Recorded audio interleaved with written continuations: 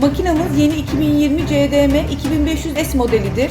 CDM 2500 modelinin yenilenmiş versiyonudur. Yıpranmış parayı çok iyi saymaktadır.